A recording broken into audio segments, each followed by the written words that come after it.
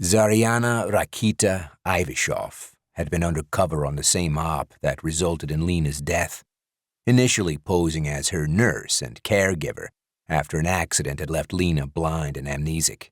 When the operative was tasked with providing her safe passage to Moscow, Lena had thanked the woman the intelligence world knew as the Rocket by putting a bullet in her brain, or so she'd thought. I ran forward and checked for a pulse, nodding at my teammates when I found one.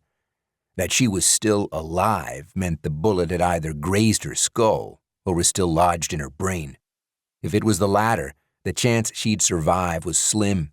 However, without immediate medical attention, it would be certain. Rakita's eyes fluttered open when I whispered her name. She groaned and tried to sit up.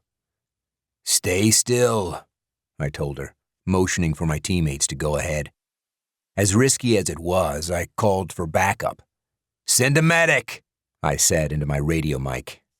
"Who shot you?" I asked, trying to get her eyes to stay focused on mine.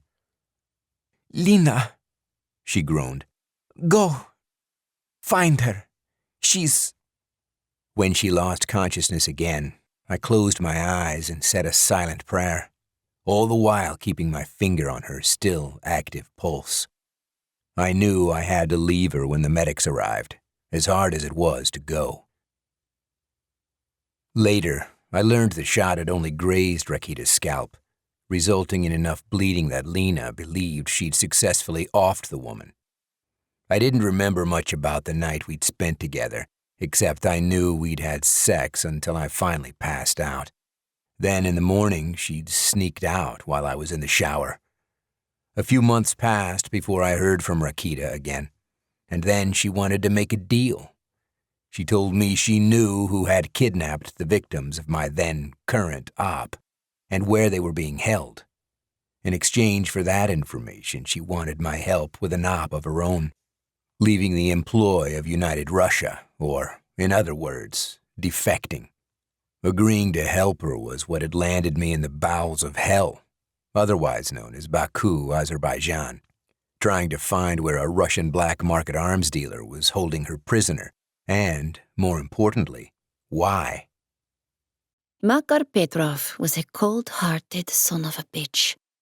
But I doubted he'd kill me. If he was going to, he would have done it by now. If it weren't for Ralph Topor Evasov, I would have killed Petrov first, but instead I'd ended up his captive. I still cursed the emotional reaction I'd had when I saw Petrov put a gun to the head of a woman who shared my DNA.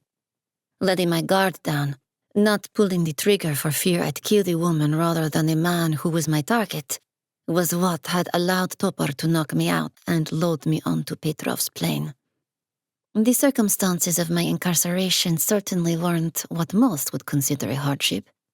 Instead of keeping me in a cold, dark room, Petrov had ensconced me in an apartment within his compound in Old City Baku. I'd been told I was free to come and go within its ancient walls, which dated back at least to the 12th century, although some contended they were constructed as long ago as the 7th. I could probably live out the rest of my life here.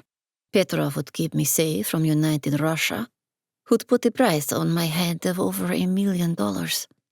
However, there were 2 reasons I couldn't do that. First, I'd never work in intelligence again, unless it was for Petrov, and then it would have to be done within the confines of the old city, because I wouldn't be let out of it in my lifetime, or his. The other thing was, I'd never see Gunnar Godet again. The man likely had no recollection of the last time we were together. It was the same day he'd saved my life, and I'd gone in search of him to offer my thanks. "You shouldn't be here.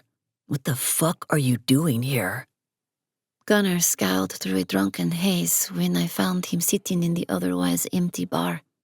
"Peps, you're—" "Don't call me that," he barked. "Izvini," I muttered. I know Lena was...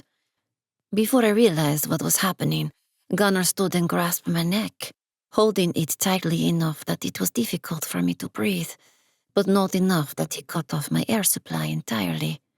If I wanted to, it would be easy for me to break free.